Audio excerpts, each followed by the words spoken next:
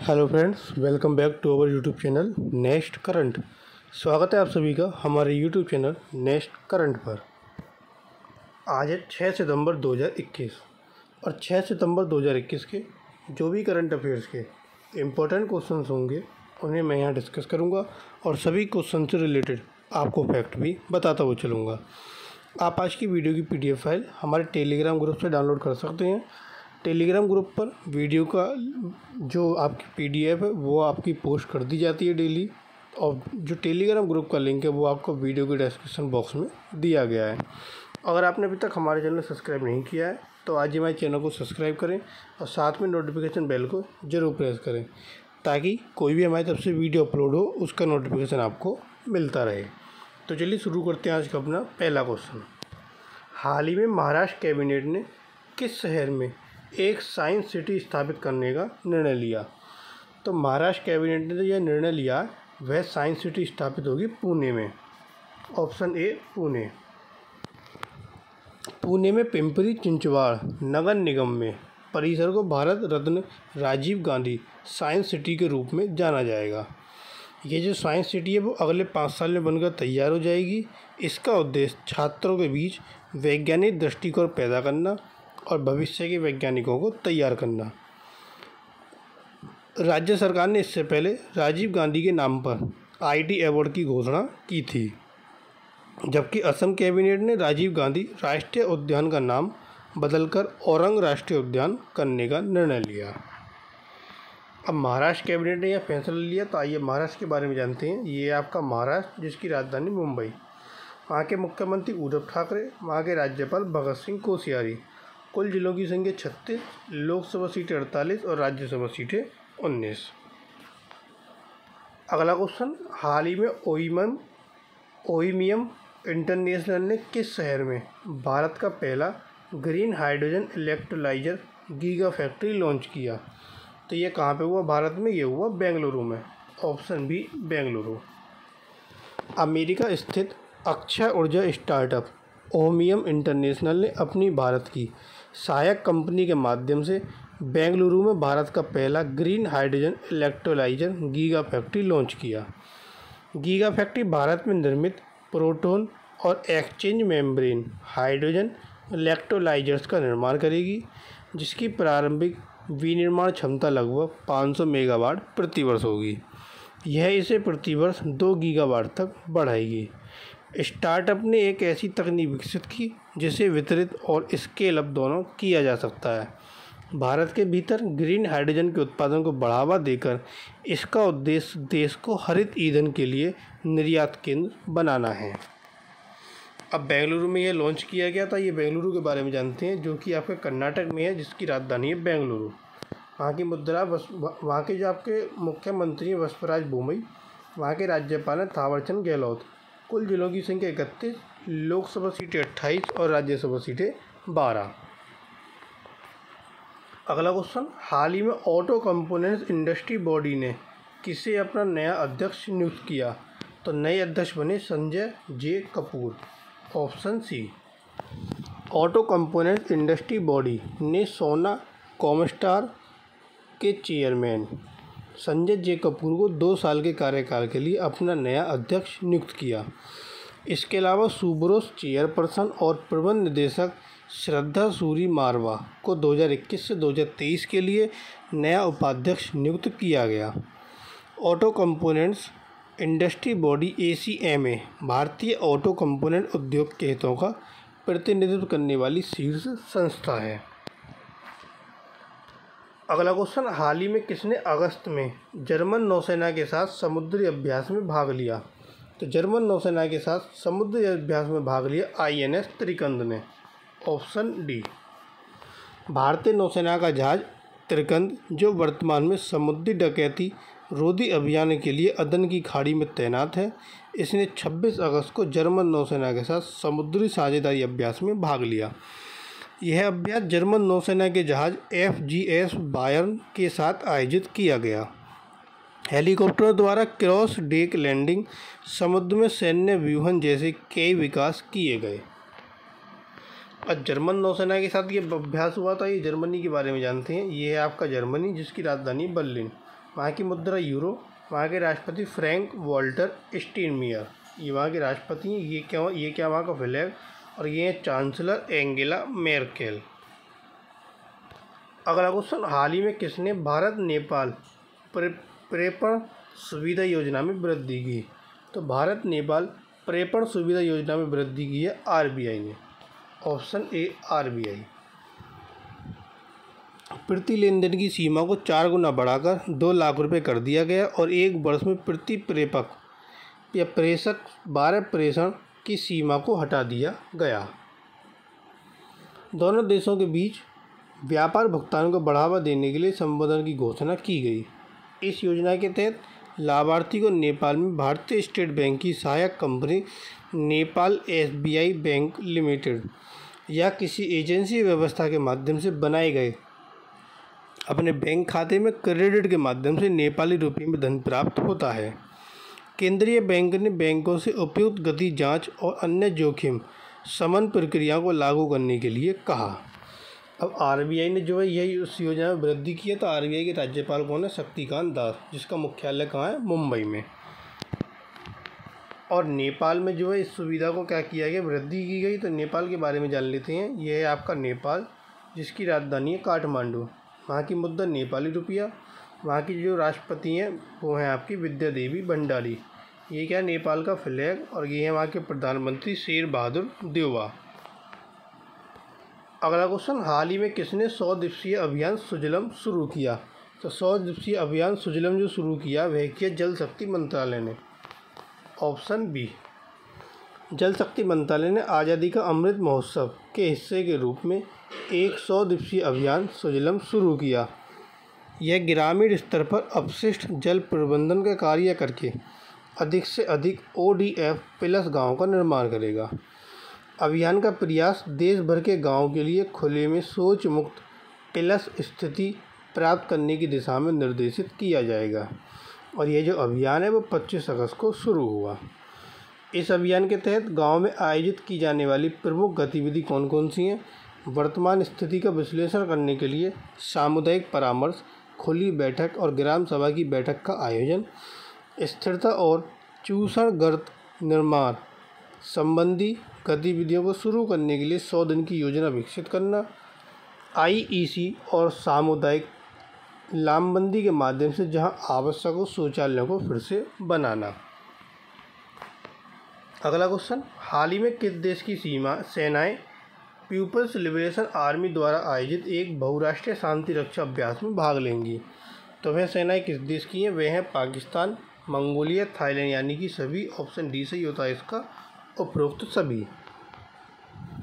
अभ्यास साझा नियति 2021 चीन के मध्य हैनान प्रांत में 6 से 15 सितंबर तक आयोजित किया जाएगा। सभी चार देश कौन से? एक तो आपका थाईलैंड, एक पाकिस्तान, एक मंगोलिया, चौथा हो गया आपका चीन। सभी 4 देश अभ्यास में भाग लेने के लिए 1000 से अधिक सैनिकों को भेजेंगे। अभ्यास में सुरक्षा गार्ड और गश्ती, सशक्त अनुरक्षण, नागरिकों की सुरक्षा, हिंसक और आतंकवादी हमलों के प्रति प्रतिक्रिया, अस्थायी ऑपरेशन बेस का निर्माण, युद्ध के मैदान में प्राथमिक चिकित्सा और महामारी नियंत्रण, संयुक्त राष्ट्र की एक्शन फॉर पीस कीपिंग पहल पर प्रतिक्रिया देने के उद्देश्य से आयोजित किया जाएगा।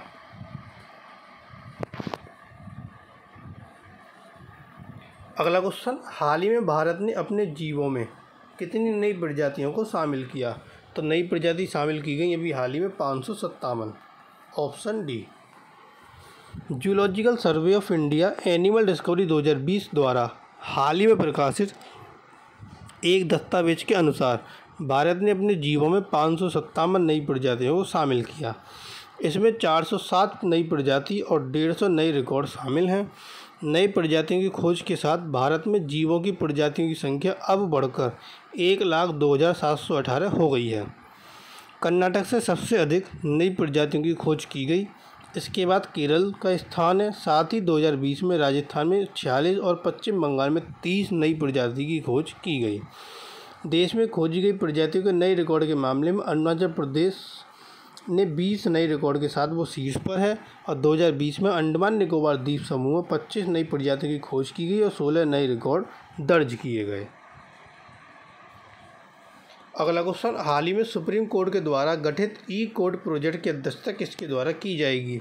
तो सुप्रीम कोर्ट ने अभी ई कोड गठित की है, तो इस प्रोजेक्ट की जो अध्यक्षता है वह किसके द्वारा की जाएगी? आशीष शिराधोनकर के द्वारा। Option D.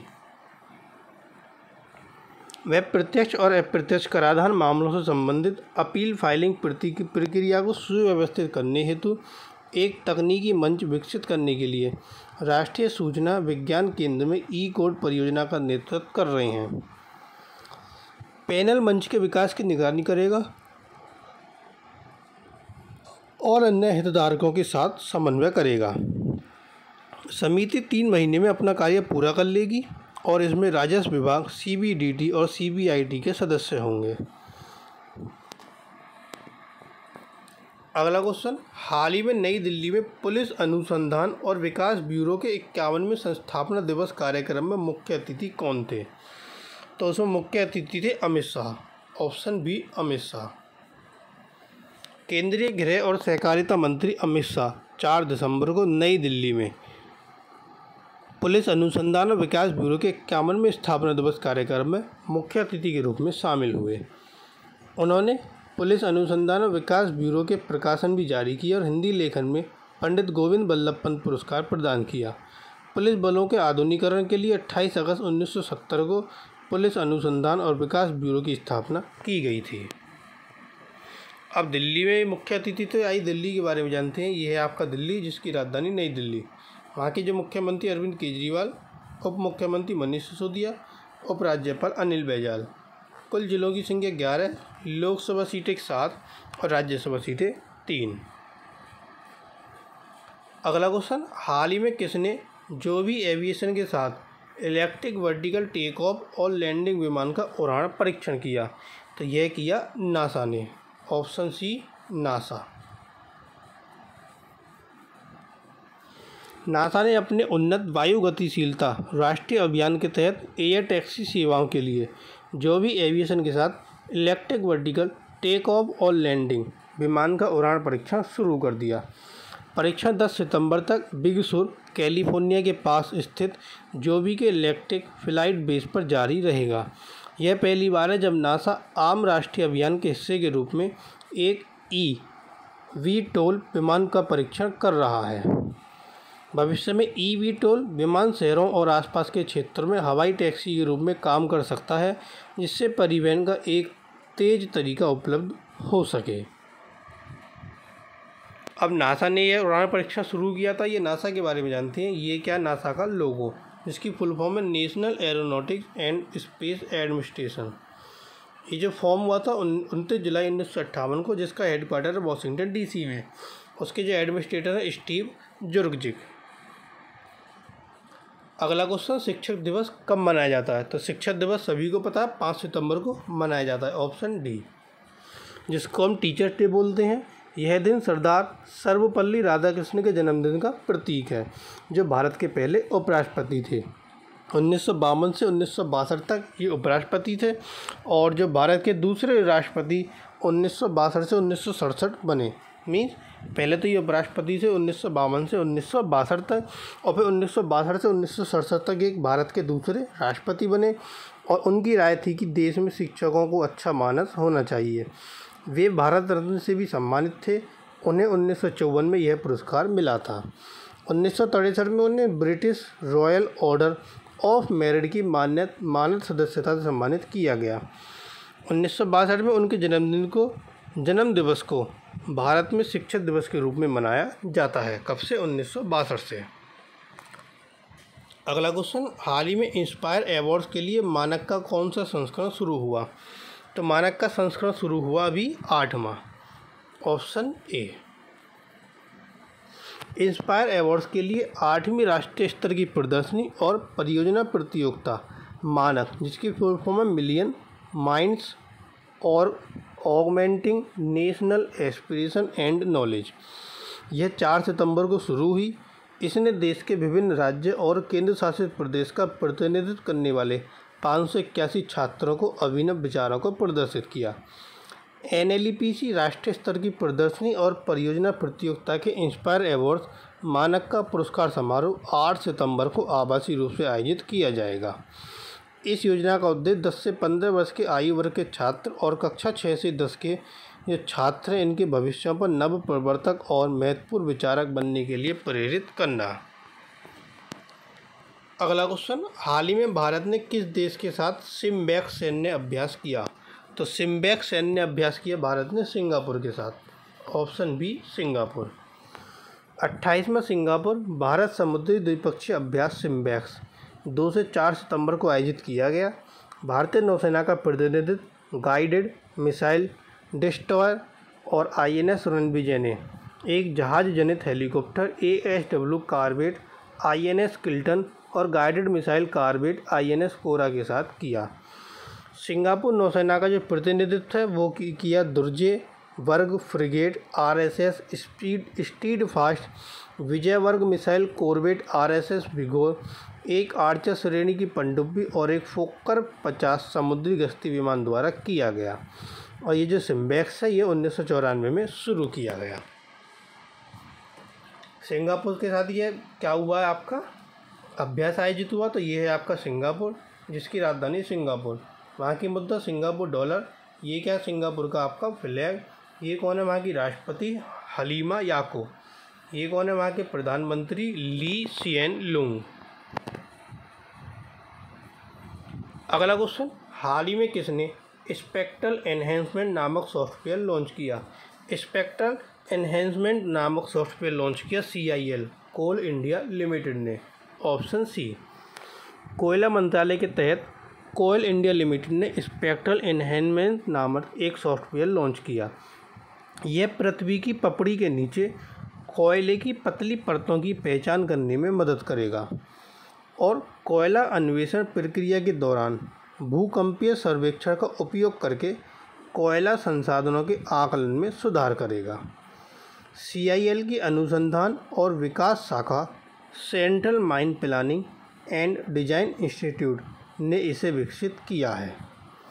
नया सॉफ्टवेयर भूकंपीय संकेतों के समाधान को बढ़ाने में मदद करता है, जिससे सबसे पतले कोयला C1 का चित्रण होता है। भारत के कुल कोयला उत्पादन में CIL की हिस्सेदारी 80% है। अगला क्वेश्चन, हाल ही में किस देश के थल सेनाध्यक्ष भारत की 3 दिवसीय यात्रा पर हैं? तो वो थल सेनाध्यक्ष है बांग्लादेश के। Option D Bangladesh. बांग्लादेश के थल सेनाध्यक्ष जनरल SS सफ़ीउद्दीन अहमद 4 सितंबर को भारत की 3 दिवसीय आधिकारिक यात्रा के लिए ढाका से रवाना हुए। वह यात्रा के दौरान 8 सदस्यीय प्रतिनिधि मंडल का नेतृत्व कर रहे हैं। वह भारत के राष्ट्रीय सुरक्षा सलाहकार, चीफ ऑफ डिफेंस स्टाफ, थल सेना, नौसेना और वायुसेना प्रमुखों, रक्षा सचिव के साथ बैठक करेंगे। उनकी यात्रा का समापन 8 सितंबर 2021 को होगा। बांग्लादेश के सेना प्रमुख दोनों देशों के सशस्त्र बलों के बीच सहयोग को मजबूत करने के लिए द्विपक्षीय महत्व के मुद्दों पर चर्चा करेंगे और वे कुछ रक्षा प्रतिष्ठानों और नेशनल डिफेंस कॉलेज का भी दौरा करेंगे। अब बांग्लादेश के थल सेनाध्यक्ष हैं जो भारत यात्रा पर हैं, तो बांग्लादेश के बारे में जानते हैं। ये है आपका बांग्लादेश, जिसकी राजधानी ढाका, मुद्रा है टका। ये है बांग्लादेश का आपका फ्लैग। ये हैं वहाँ के राष्ट्रपति अब्दुल हमीद। ये हैं प्रधानमंत्री शेख हसीना। तो ये थे आपके आज के करंट अफेयर्स के इंपॉर्टेंट क्वेश्चन। अब आता है क्वेश्चन ऑफ द टुडे। आज का जो प्रश्न है इसका आंसर आपको कमेंट बॉक्स में देना है कि हाल ही में किस राज्य ने आकस्मिक फसल योजना की निगरानी के लिए तकनीकी समिति बनाने का निर्णय लिया। तो यह निर्णय किस राज्य ने लिया? 4 ऑप्शन आपको दिए गए। एक आंसर आपको हमें कमेंट बॉक्स में देना है। और जो कल क्वेश्चन पूछा गया था कि हाल ही में केंद्र सरकार ने RINL के अध्यक्ष और प्रबंध निदेशक के रूप में किसे नियुक्त किया? तो वो नियुक्त हुए आपके अतुल भट्ट। Option D. तो ये थे आपके आज के करंट अफेयर्स के इंपॉर्टेंट क्वेश्चन। अगर आपको वीडियो पसंद आए तो प्लीज़ वीडियो को लाइक, कमेंट और शेयर करना ना भूलें। और अगर आपने अभी तक चैनल सब्सक्राइब नहीं किया तो चैनल को सब्सक्राइब जरूर करें। सब्सक्राइब बटन आपको वीडियो के नीचे मिल जाएगा। साथ ही साथ आप हमारे साथ टेलीग्राम, फेसबुक, इंस्टाग्राम के माध्यम से भी जुड़ सकते हैं। सभी का लिंक आपको वीडियो के डिस्क्रिप्शन बॉक्स में प्रोवाइड कराया गया है। Thank you.